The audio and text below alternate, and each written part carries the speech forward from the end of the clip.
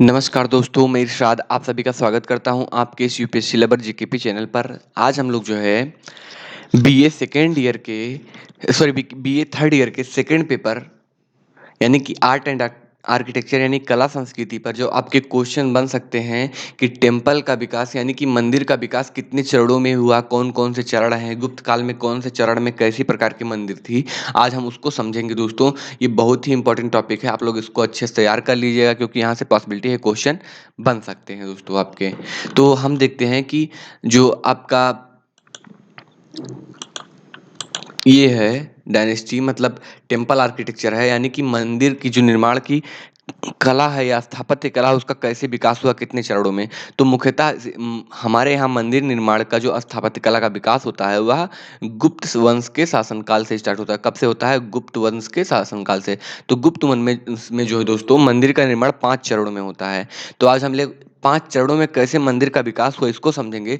उसके बाद दोस्तों हम आपको गुप्त वंश से संबंधित यानी गुप्त शासकों द्वारा बनवाए गए इंपॉर्टेंट मंदिर, इंपॉर्टेंट स्तूप, इंपॉर्टेंट आर्किटेक्चर को हम एक वीडियो में अपलोड कर देंगे। तो आज आप लोग इसको अच्छे से देखिए, कल आपको वो अपलोड कर दिया जाएगा दोस्तों। तो गुप्त शासन काल में जो मंदिर का निर्माण हुआ दोस्तों वो प्रथम मतलब 5 चरणों में होता है।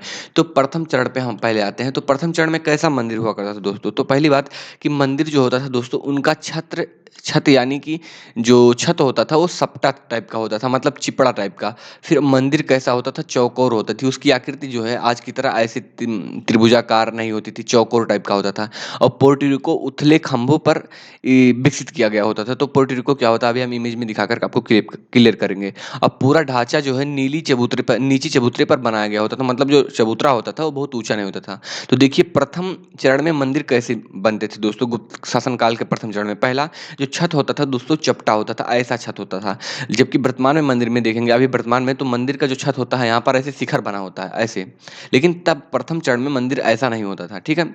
तो पहला हुआ कि प्रथम चरण में छत चपटा होता था। दूसरा मंदिर जो है मंदिर की आकृति देखिएगा ये चौकोर टाइप का आकृति आपको देखने को मिलेगी, चौकोर टाइप की आकृति होती थी। और दूसरी बात दोस्तों पोर्टिको मतलब ये इस आंगन को जो देख रहे हैं आंगन जो खंभों पर आधारित है ये आंगन, इस आंगन को पोर्टिको कहते हैं। तो ये बहुत विकसित देखने को नहीं मिलता देखिए। और दूसरी बात ये जो मंदिर बना है ये बहुत इसकी ऊंचाई जो है चबूतरे की बहुत ज़्यादा नहीं है, ठीक है। और ये आप जो हम आपका एग्जाम्पल दिए हैं दोस्तों तो ये सांची का एक मंदिर है। तो ये एग्जाम्पल ये सांची का जो मंदिर है गुप्त काल के जो प्रथम चरण है उसमें मंदिर के निर्माण की कला को प्रदर्शित करता है। तो ये प्रथम चरण हो गया। तो दूसरे चरण में देखते हैं दोस्तों क्या हुआ। दूसरे चरण में पहले चरण की अधिकांश विशेषताएं जारी रखा मतलब दूसरे चरण में क्या होता है जो पहले चरण में विशेषताएं थी दोस्तों वो अधिकांश आपको दूसरे चरण में भी देखने को मिलती हैं। प्लेटफार्म जो है थोड़ा ऊंचा हो गया। प्लेटफार्म मतलब जो ये चबूतरा है थोड़ा सा इससे इतना ऊंचा हो गया, देखिएगा इतना थोड़ा सा ऊंचा बना दिया गया, ठीक है। और 2 मंजिले मंदिरों के कुछ उदाहरण भी मिले मतलब ऐसा भी कुछ मंदिरों का हमें उदाहरण मिलता है जिसमें 2 मंजिला होता था मतलब ऐसे छत तो है फिर एक और मंजिला ऐसे ही बना दिया गया, ठीक है। फिर आपका नेक्स्ट जो क्वेश्चन मतलब इसमें टॉपिक आती है वो है कि इस चरण का एक अन्य महत्वपूर्ण जोड़ गर्भगृह एवं गर्भगृह के चारों ओर एक ढका हुआ चलने वाला मार्ग था, ठीक है।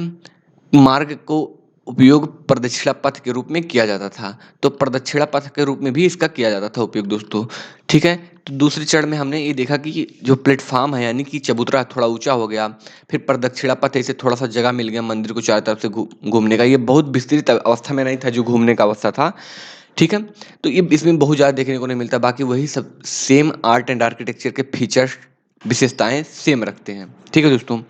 फिर आपका आता है किसके एग्जाम्पल। तो आपका जो द्वितीय या दूसरा चरण होता है उसके बेस्ट एग्जाम्पल आप देखेंगे मध्य प्रदेश में नचना कुठारी का जो पार्वती मंदिर है वह विशेषता है द्वितीय चरण की, दूसरे चरण की जो टेम्पल आर्किटेक्चर है दोस्तों। फिर आपका आता है थर्ड स्टेज यानी कि तीसरी अवस्था आता है। थर्ड स्टेज किसका?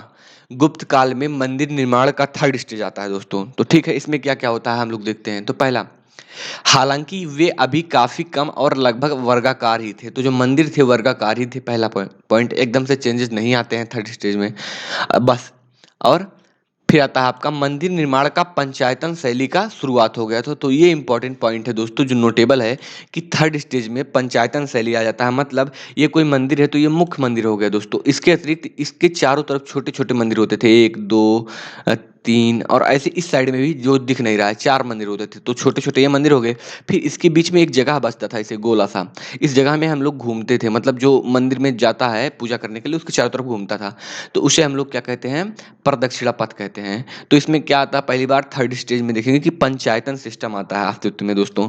फिर मंदिर निर्माण की पंचायतन शैली में प्रमुख देवता के मंदिर के साथ 4 सहायक मंदिर थे। देखिए दोस्तों 4 सहायक मंदिर मतलब यहाँ पर एक ऐसे छोटा-सा मंदिर होता था और यहाँ पर एक छोटा-सा हो गया, एक यहाँ पर छोटा-सा हो गया, एक उस साइड छोटा-सा हो गया, तो 4 मंदिर हो जाते थे। और इसके बीच में जो यहाँ से ये दीवार देख रहे हैं, इस दीवार के बीच में जो जगह बचता था, ये ऐसे रास्ता होता था। तो इस रास्ते को हम प्रदक्षिणा पथ कहते हैं दोस्तों।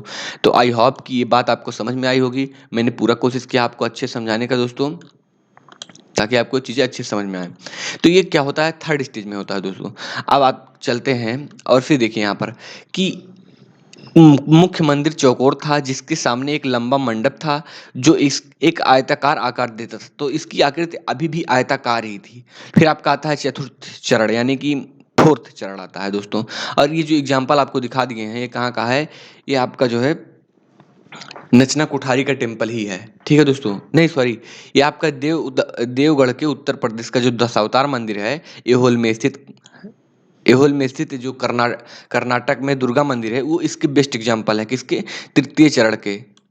ठीक है, तो आप ये एग्जाम्पल भी याद कर लीजिएगा कि देवगढ़ मंदिर दशावतार कहाँ है, फिर ये उत्तर प्रदेश में है दोस्तों। फिर एहोल मंदिर जो है आपका वो कर्नाटक में है दोस्तों, जो दुर्गा नामक देवी को समर्पित है। फिर आपका आता है मंदिर निर्माण का चौथा चरण दोस्तों। तो चौथा चरण क्या होता है, देखिए इस चरण में मंदिर लगभग समान रहते हैं सिवाय इसके मुख्य मंदिर की अधिक आयताकार हो गया। तो मतलब जो मुख्य मंदिर होता था उसको मान लीजिए कि थोड़ा आयताकार था, तो अब इसमें क्या होता है कि बहुत ज़्यादा आयताकार की आकृति धारण कर लेता है चौथे फेज में, बस और ज़्यादा कुछ विकास नहीं होता है। और महाराष्ट्र में टेर मंदिर जो आपका है वह बेस्ट एग्जाम्पल है चौथे चरण के विकास का। और चौथे चरण किसके विकास का, ये गुप्त वंश में मंदिर निर्माण का जो चौथा चरण आता है उसकी बात हम कर रहे हैं दोस्तों। फिर आपका नेक्स्ट क्वेश्चन आता है पांचवा चरण। तो पांचवें चरण में क्या होता है, इस चरण में उथले आयताकार प्रक्षेपण वाले गोलाकार मंदिर के पेश किया जाता है। तो देखिए दोस्तों इसमें जो है शिखर आ जाता है।